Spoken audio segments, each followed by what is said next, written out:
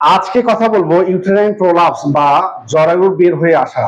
আজকে আমাদের এই ভিডিওটিতে থাকতেছে ইউটেরাইন প্রোলাপস বা জরায়ু বের হয়ে আসলে কি কি ধরনের ঔষধ সেবন করতে পারেন বা কোন কোন সিমটমসে কোন কোন ওষুধগুলো সবচেয়ে ভালো কাজ করে। তাই আপনাকে বলতেছি আপনি ভিডিওটি শুরু থেকে শেষ পর্যন্ত না টেনে না কেটে না স্কিপ করে দেখতে থাকুন। প্রিয় বন্ধুরা, সবার প্রথম যে ঔষধটা নিয়ে শুরু করব সেই ঔষধটা হচ্ছে অরামিউনেট।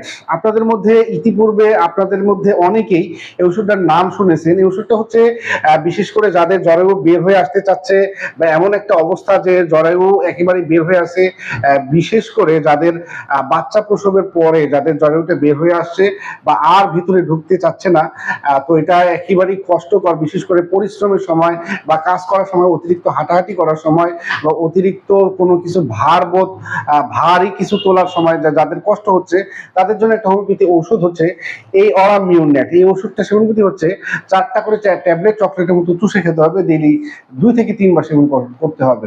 এরপরে একটা হোমিওপ্যাথি ঔষধ রয়েছে, সেই ওষুধটা হচ্ছে ফ্র্যাক্সিনাস আমেরিকানা। প্রিয় বন্ধুরা, যাদের জরায়ু বের হয়ে আসতেছে বা জরায়ু বের হয়ে আসে বা জরায়ু খুব ভার ভার বোধ মনে হয়, তাদের জন্য একটা হোমিওপ্যাথি এটা সুন্দর একটা মাদার টিংচার রয়েছে। আর এই মাদার টিংচারটা হচ্ছে ফ্র্যাক্সিনাস আমেরিকানা মাদার টিংচার।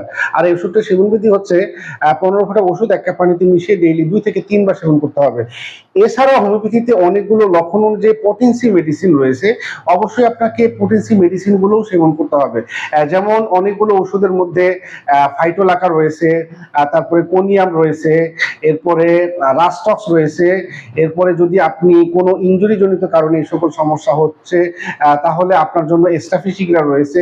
এছাড়াও লক্ষণ অনুযায়ী অনেকগুলো ওষুধ রয়েছে, যে ওষুধগুলো আপনাকে একজন ভালো হোমিওপ্যাথি ফিজিশিয়ানের নিকট পরামর্শ নিয়েই আপনাকে চিকিৎসা গ্রহণ করতে হবে।